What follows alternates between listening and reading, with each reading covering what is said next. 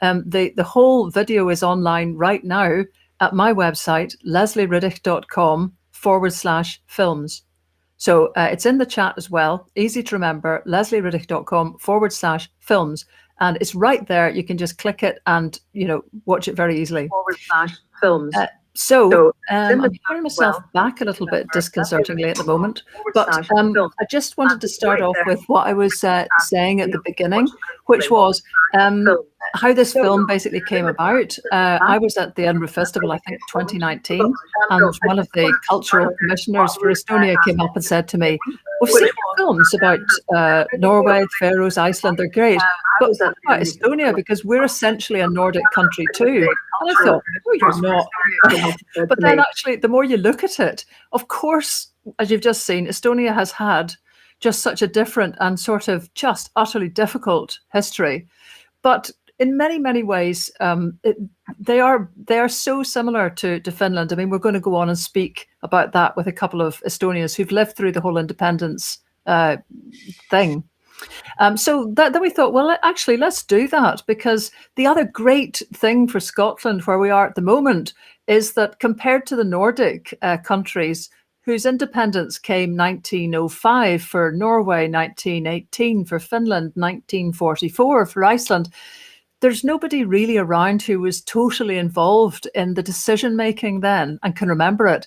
Not so with Estonia. We were so lucky that the main leaders, movers and shakers are still alive, still able to reflect on it.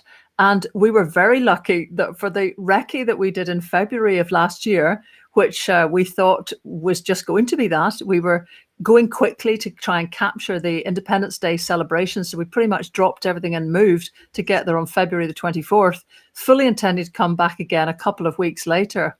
Yeah, right. So we're lucky to get people like Mart Lahr and Marju Lauriston, particularly, who you'll have just have seen in person. And we got to travel to Tartu, the main city, and understood really more about the language, about the importance of that second city. And all of that we managed to capture properly in film before we came back and then discovered we were locked down. I should say, because we didn't, if it wasn't made clear at the beginning, that all of this was made possible by the generosity of Chris Weir and the Scottish Independence Foundation, who totally funded this film. Before anyone asks, yes, we did offer it to the BBC, and yes, they did say, standard thing, not for us. So that's fine, because it might well be for you. And it might be for anybody who wants to just think about how countries manage to tackle situations and think on their feet, act with courage, but plan beforehand what they're up to. So that's kind of some of the background to how the film sort of tottered into life. And I'd like to probably bring in everybody else now. Charlie's managed to get everybody else on screen. Yeah, I think are you ironically, Charlie? I think ironically we are now live on YouTube, and possibly nowhere else, so we're bouncing around. But anyway, yeah, thanks for the introduction. And it's hard to believe that it was just over a year that we've been working on this, which in a sense is a bit of a luxury too, because it's given us more time to finish it off. Anyway, we've got a couple of other guests. So we have with us from the Ferry family, we've got Peter and Diane. Peter, I'll introduce you first as the honorary consul in Scotland, or in Edinburgh. I think there are 2 or 3 in Scotland. Is that true? What's your role involved? There are 2 honorary consuls in Scotland, another based up in Aberdeen. I'm based in Edinburgh. We represent Estonia's interests in the United Kingdom and Scotland. We also, as consuls, issue documents, issue passports and identity cards to Estonian citizens here in Scotland. Good stuff. And you've got with you Diane, and Diane I'm going to describe as one of those people who kind of started off in the Soviet era and then, you know, grew up into a completely new world and really embraced the new challenges and opportunities. Diane, tell us a bit about yourself and how you came to be in Britain with basically just a bus ticket, nothing else. Yeah, so Estonia got its independence in 1991, and I finished high school in 1992. And the world opened up for us, and I was curious about, what's behind the Iron Curtain. I wanted to learn languages, so I ended up working in Germany for a year, and then arriving in UK in 1993. So actually, I just left Estonia just after the independence, really. Right. And our final guest is another Estonian. Seems to be a popular place, Scotland, for Estonians, actually. Cooley Nurk, who, Cooley, I hope you're going to tell us one of your great stories, but you were definitely one of the people who embraced the new opportunities in the 90s, and more recently you were working for the EU. So brief CV from you, please. Hello. Yes, I was 14 when we became independent, and I had to choose in 1995. I had to choose what to study at the uni, and because obviously, as Annette Numa said in the movie, that we had to start with a clean slate. I picked public administration as my topic, and at the mature age of 21, when I graduated from the uni in 1999, I became immediately senior expert at the Ministry of Finance, because everybody, all the young people who graduated, were welcomed into the state jobs to bring in new culture. Good. Excellent. So, well, we've got a panel of guests here with us, and there have been lots of people offering comments and things. A lot of praise for the program. I mean, obviously, Leslie and I love it, I think. But let me ask the Estonians among you: how do you feel? What did you feel when you saw it? Dan, maybe we'll start with you. How did you feel we portrayed your country? I think really well, and really, really accurately as well. There has been a lot of change over the past 30 years. So it's been it's a good reflection where the country is now as well. So I'm very, very proud. What has been achieved. So good. Cooley, what about you? What did you think? I think it was I was very emotional when I first saw the movie. I think it definitely takes you back to the early 90s. I can still remember it very clearly. The empty shops, the no sugar, the no, the poverty. I do remember the poverty. However, the atmosphere in the early 90s was incredible. The feeling of late 80s, actually, already we are doing this. We are really, really doing this, and we're going for it. It was incredible, because that's what our grandparents had always talked about, the independence, that they talked about the time when we were independent between the two world wars. They still told us stories about that. So we had there was always this expectation that it will happen one day. Mm. Good stuff. Leslie, what did you think then? Well, I'm just trying to pick up some of the points that are coming in on chat here. And there's loads. And again, apologies to people that missed the start. You can see it again very easily. There's a couple of questions, and it's something that we tried to tackle, which one was, there's right-wing ideologies in Estonia, 0 hours contracts, and a scary ID system. Now, that is a different way of looking at everything we've said today. And it's true that, when we were there, we had, when we went to Tartu, I managed to leave my laptop on the bus. Can you believe it?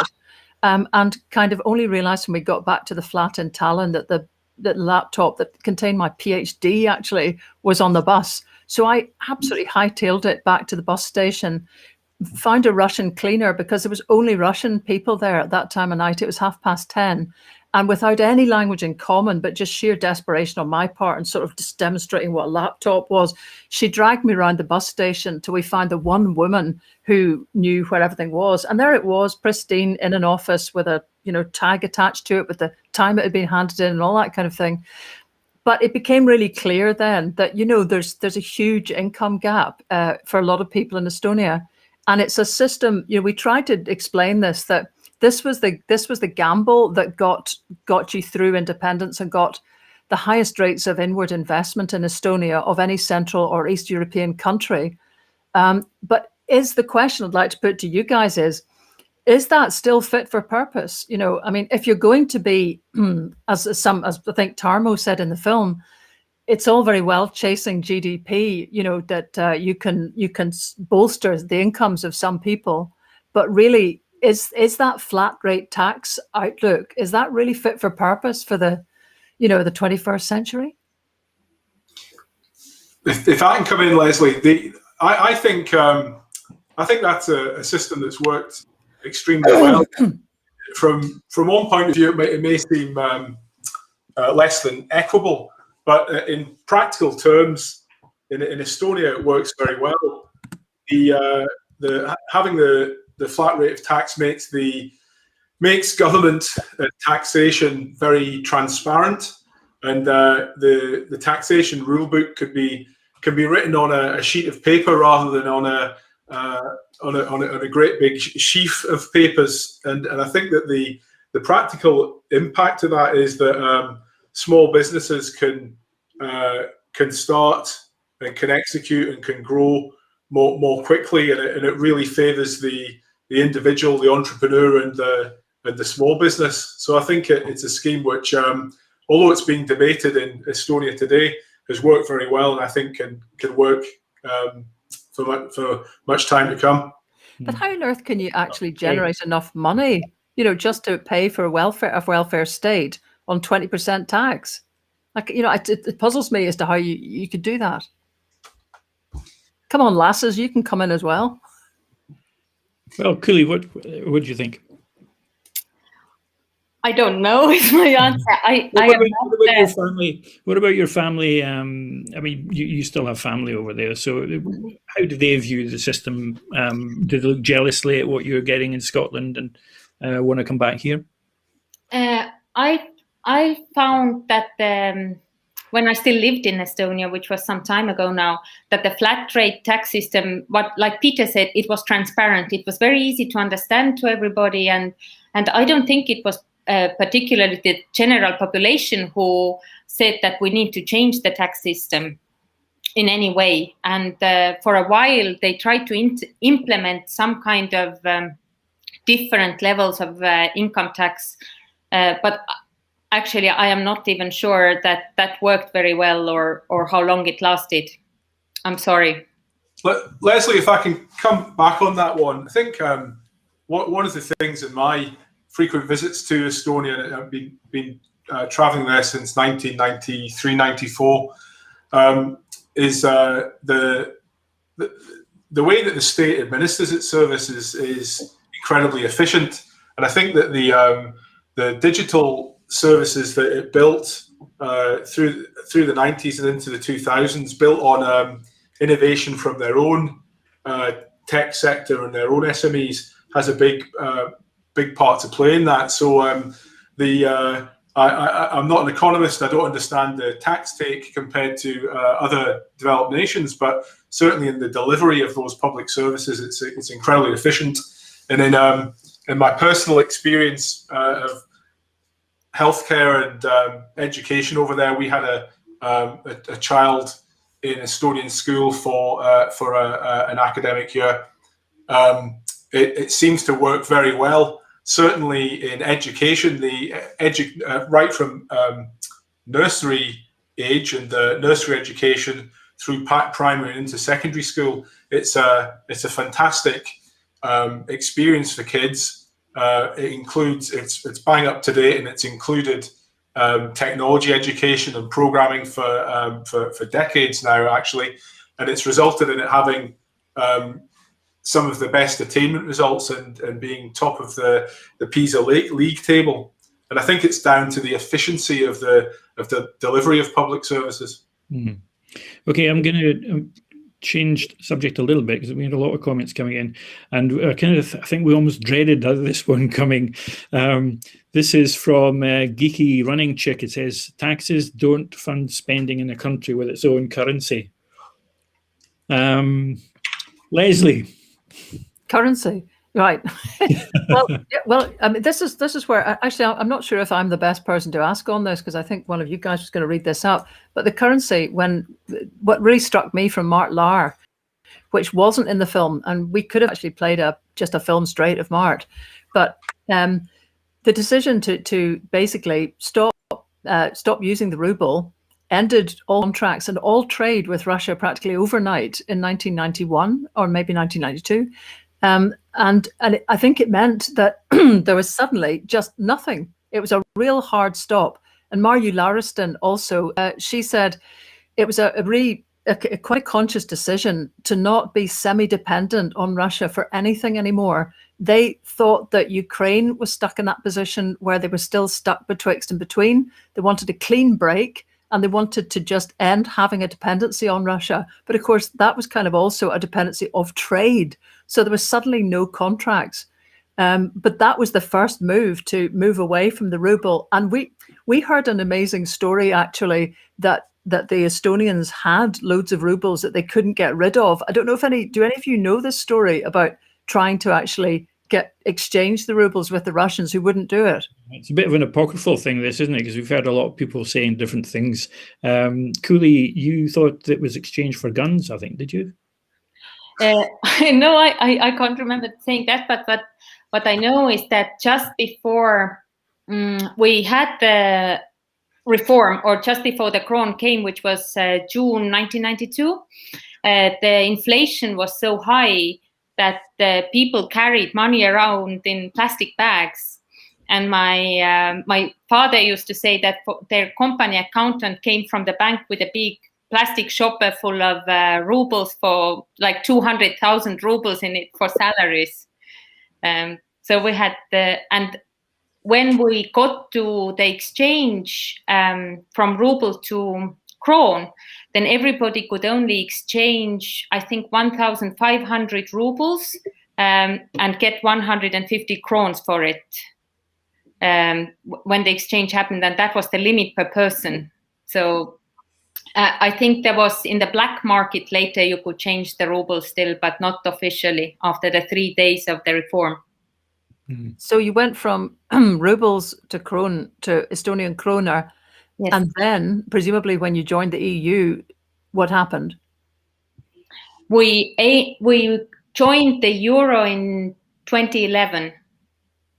So you joined the EU in 2004. Yes. And then it took 7 years to decide to join the euro. Does anybody remember? Was a lot of debate about that, or because Sweden managed to has still not joined the euro, and I think that was 1986 it joined, so it managed to kind of put it off in a pretty big way.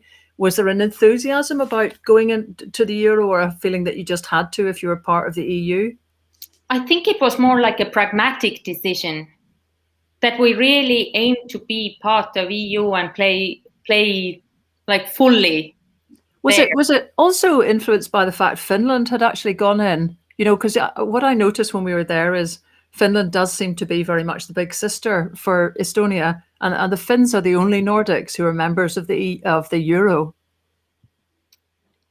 Again, I must say that I don't know about that. Whether the Finland joining euro was a decision in our country at the time. There was certainly debates around it, whether that we only just got our own money back, like 20 years before, and now we are already giving it up again. But I think it was a pragmatic decision.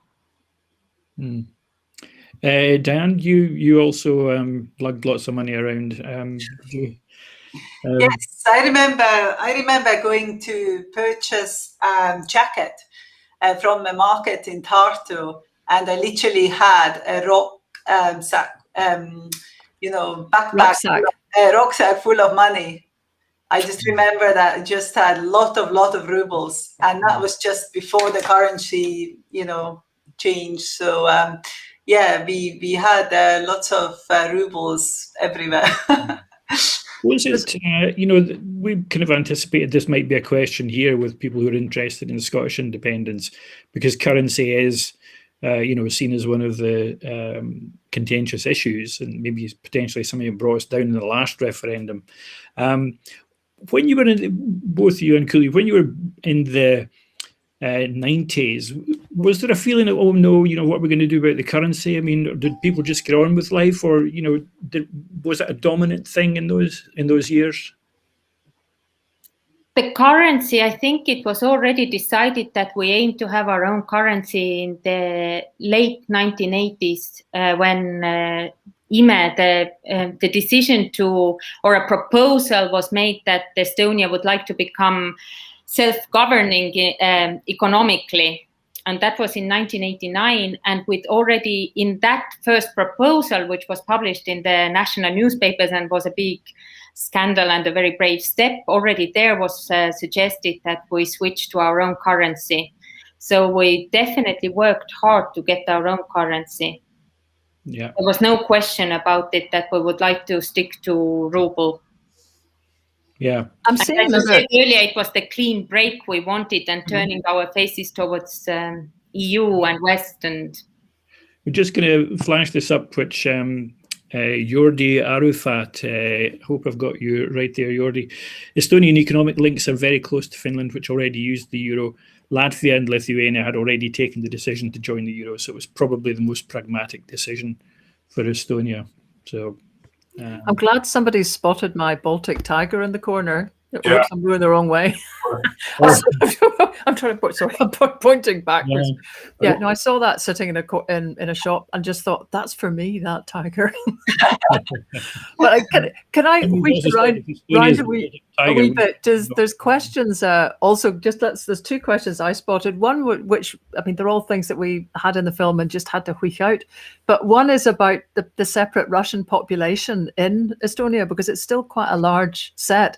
And one thing that Johannes had said that he felt really had to be tackled is the fact that there's actually almost a separate education system still for Russian people within Estonia. Is that right?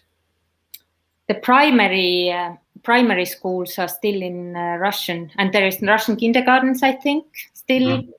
But the higher education is only in Estonian or English or whatever other language. But I think children can have primary education in Russian as well. But I mean, how well do any of you think the Russian people, because I mean, if you look at that referendum result in, gosh, when was it, 1980? When was the referendum again? 1989, 88? Well, I think.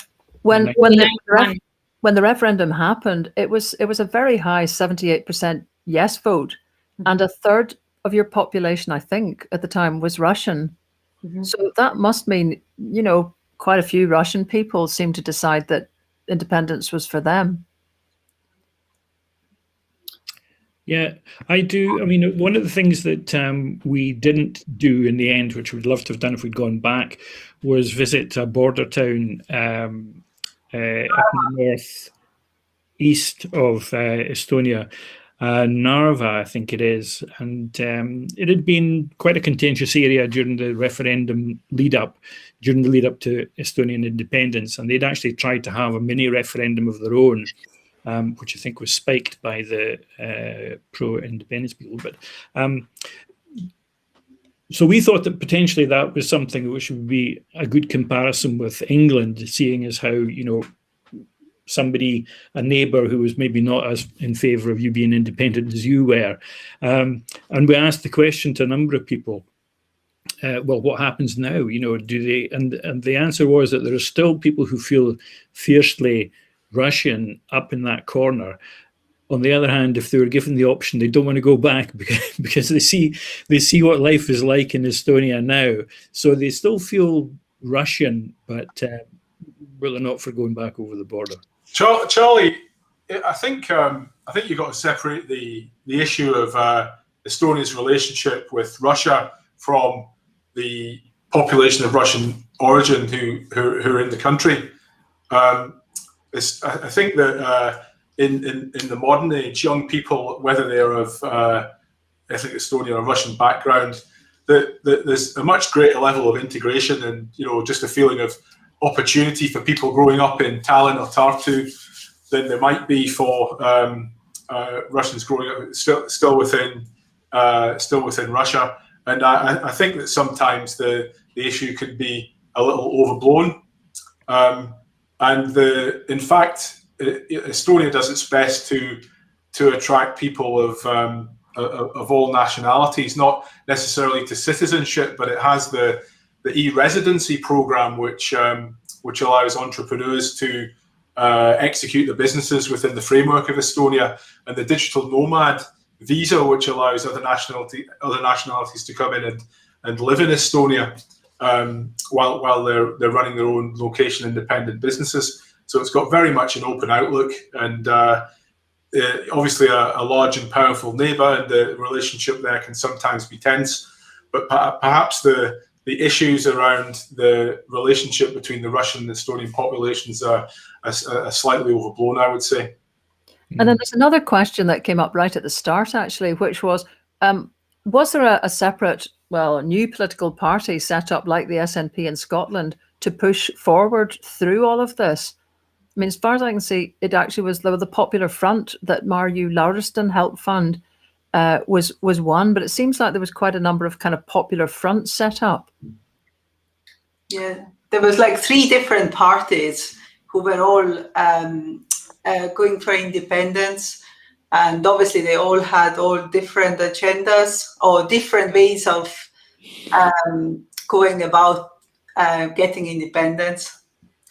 And I think it wasn't until the collapse of the Soviet Empire, the transition between Gorbachev and Yeltsin. At that point, the parties in Estonia were able to come together and come up with a resolution which propelled the country forward.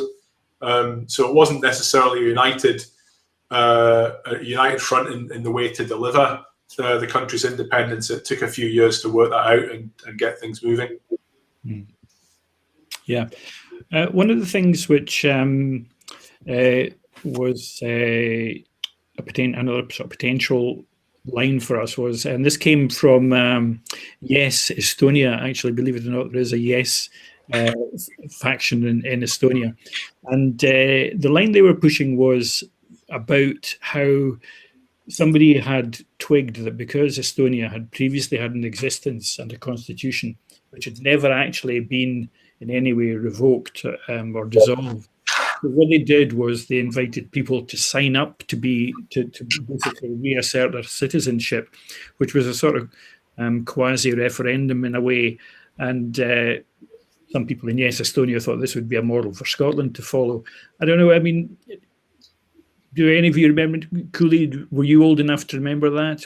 I signed up, and I was thinking about it today because I saw a little photo of the card you got online when I was looking up a little bit the events, and I must have been 13 when I remember going on Town Hall Square in Tartu, and there was a little table with somebody, and I could put my name down and yes, I am Estonian, and yes, I want to be registered as Estonian citizen. And I got my card, and I remember being so proud of it. And it was a courageous step as well, because obviously we were slightly worried what's going to happen, that if you put your name forward like that, you're on some kind of list again, that if things don't turn out well for us, I have put my name on the list myself. Yeah. Diane, you were just a little bit younger. Were you able to do that? Well, I was actually older. Oh, sorry, I beg your pardon. Older than But you've made a night. I'm not doing very well with the females. Well, I think the memory for me is really 1989 Baltic chain. That is a big memory for me because I have photos to prove. So, you can just look at the photos and remember the event really. That is always in my memory. Yeah, Marju makes a big point, doesn't she? In our film, she says that these huge events happening. From the public point of view, did you think people thought at that point, well, this is going to make a big, was that a big changing point that people thought now things are really moving? I think so, yeah. I mean, there were 2 million people holding hands and, demonstrating against the Molotov-Ribbentrop Pact. So, people had a real hope, I think, So, yeah, I think there was a real feeling of change in the air, real sort of party atmosphere, I would say. But it was quite clever, wasn't it, really, the whole sort of strategy of it? Because one thing, Mar, you spent a lot of time talking was this pact, the Molotov-Ribbentrop Pact, which was basically a pact between Hitler and Stalin privately to just carve up Eastern Europe, which the Russians would not admit to having signed, because how could you admit under those circumstances that there'd been an agreement with the arch enemy, with Hitler?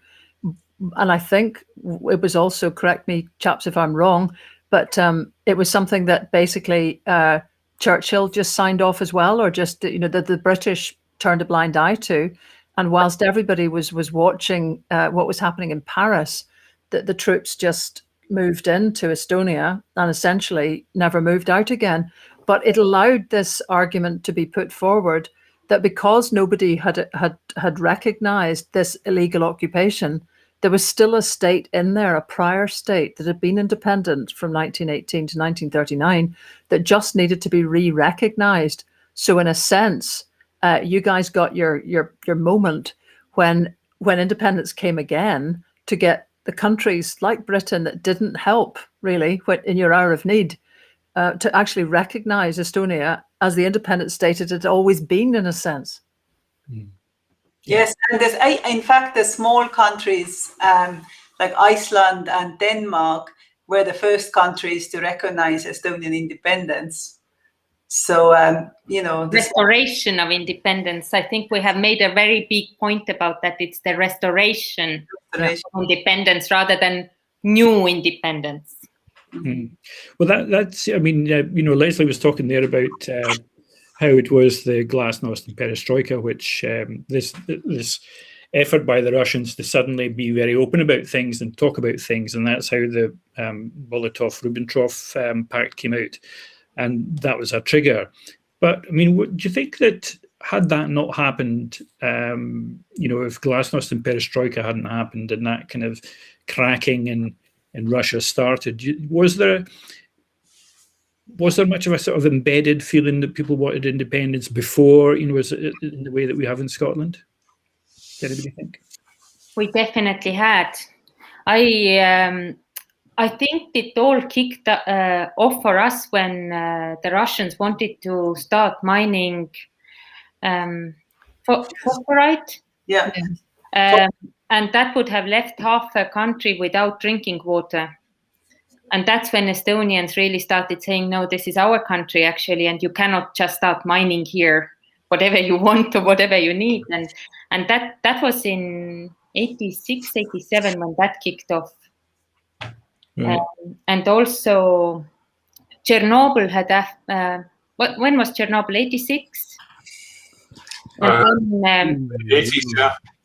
86, and then I remember from that time that also caused, they obviously rounded up again all the men from the Baltics to go and clean it up. And I remember my father getting an invitation as well to go, and he was given, said, you have 2 hours to pack your stuff and go. And that was, I think that already again added to this, no, we need to actually do something about it, that we cannot let the history repeat itself, that our men are sent away and you mine our country. And I think that's when it started. 87, we had already started singing. Then we started our singing revolution early. Yeah. 1944, somebody is saying. I'm just going to remind people that there have been a few queries, people saying where can we watch the whole thing. I have just put it in the messages if you're watching online at the minute, so I'm just going to do it again. So the whole program will be available in Vimeo, and I'm sure Leslie will have it on her channel. You can just watch it at your leisure. So tonight was just a sort of premiere event. Didn't go according to plan, but you know, it was by no means the be all and end of it all. Well, I don't know how much longer we want to go on and chat and keep people away from their... Just got to get Cooley's story about being the oldest kid in the block with her first job when she was what? 20. So as I said, I joined the Ministry of Finance at the mature age of 22 as a senior expert, and I was tasked to write service standards for the whole civil service, because up until like during Soviet times, if you were in a power position, you know, issuing passports or anything, you were the king. The official was the king. And now we try to make that cultural shift in the whole civil service, saying that no, actually taxpayers are our clients and we need to offer proper client service. And I remember we wrote the service charters and introduced it. It was made a legal act. And then I was invited to talk at what is similar to like a police academy for police training day, to introduce it to the police officers that now they have to treat everybody as their clients, all the citizens. And I turned up at this hall, 22 years old, blonde chick, with a lot to tell them and saying you need to completely change your attitudes with people.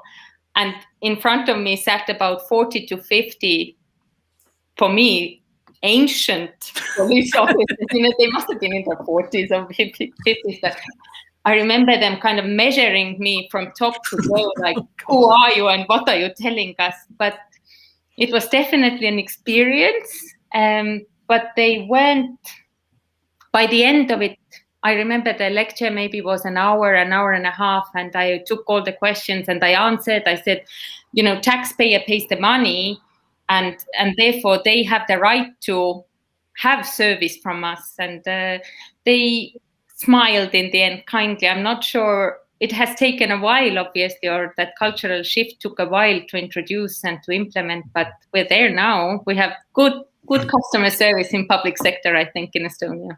Yeah. But to have been at the beginning of it, I think it's fabulous to have had that experience. Yeah. Well, I'm going to maybe just pull things together with a final comment from people. I introduced both of you ladies by saying you were part of that Generation X, let's say, who had those big opportunities and exciting time. But it was, you know, more than 20 years ago now. And I'm just wondering whether there's the same excitement in Estonia, do you think? I mean, I think we've captured pretty well the mood of that time. But how are things now? Are people, you know, beginning to think, oh, well, I'm just going to take my coding skills and go where the money is brightest or whatever? What do you all think about Estonia's future potential for young people today? Well, yeah, blank. I think there is a lot of opportunities in Estonia now, you know. I mean, Estonia has already got 5 unicorns, you know. Estonia is already, you know, requiring all the software engineers, you know, and they actually have to bring people in, you know, to fulfill all the positions they have. So I think Estonia is in a good place at the moment for people. And actually, because of Brexit, quite a lot of young Estonians are going back. You know, they're going back to Estonia because of Brexit or COVID. They've lost their jobs here in the travel sector or, you know, hospitality sector. They actually now have more opportunities in Estonia. Mm. Peter, I mean, I know that you are one of the things that they just touched on in the film was that you can have your own business. You could be here in Scotland and have your business in Estonia. Is that getting much traction? Well, so answering that and your earlier question, Charlie, I think so that the e-residency program has, I think, just under 50,000 people. It's been responsible for starting. If I get this wrong, I'll apologise, but just around about 20,000 businesses in Estonia, which actually correspond to a pretty reasonable tax take for the country. And it really comes back to, you know, what Estonia's potential is for the future. I think for young people around the world, it's a real shining star. There's fantastic opportunities there. There's a startup environment that for such a small nation to have grown such a powerful tech sector in such a short period of time is nothing short of miraculous. You know, to have created that number of privately held businesses which have gone to a billion plus exit. You can do the math and work out the economic impact on such a small country. And I think for young people becoming graduates, it's actually, if you look at the growth of Estonia within Europe and the, you know, equivalent sizes of some of the developed nations, you only have to go forward maybe 10 years to see that it becomes you know, a much more significant economic force. The other thing, just kind of a word on some of the discussion that we've had. I think the story of how Estonia became independent, you know, it's fascinating. It's a great story. I think the situation with Scotland is slightly different. You're not coming out from occupation and repression necessarily, but the story of what Estonia has done with that independence and the kind of vision and clarity that it's had over the subsequent decades, that's the really exciting story. And I think that's a lesson for smaller nations everywhere that would do well to follow.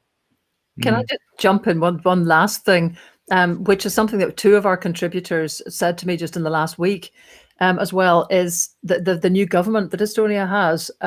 It's got its first female prime minister in the restoration period of, you know, since 1991, and this is a government that's determined to sort of correct some of the problems that were created by a government that included a far right party for the last 2 years.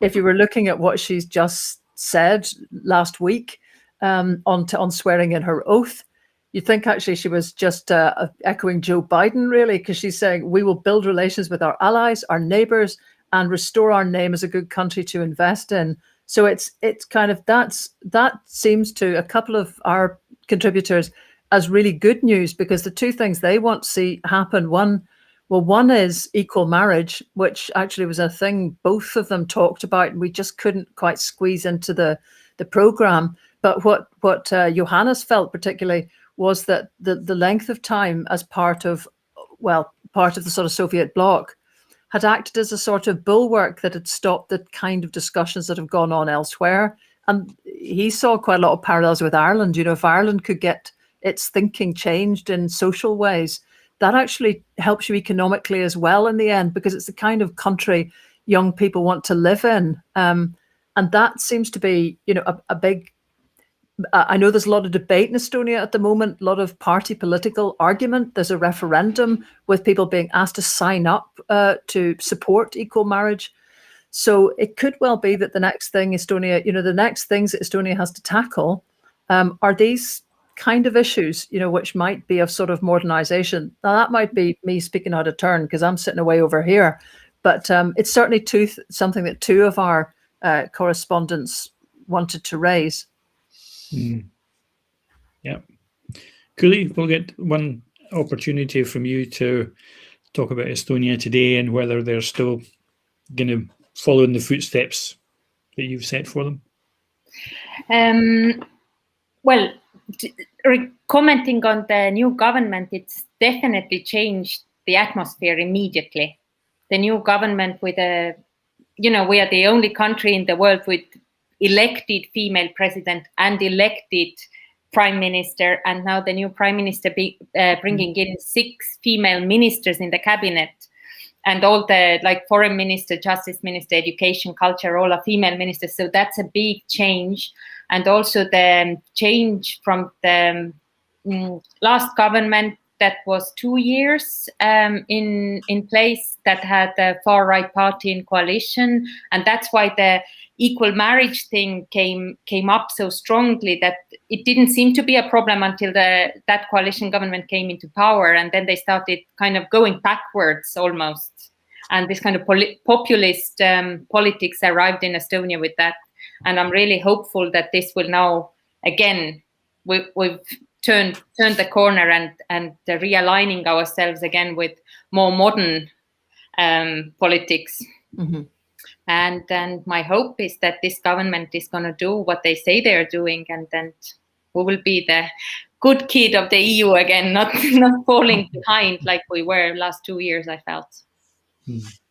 Okay, well, it's coming up for 8:30, and as I say, maybe we've spoken enough.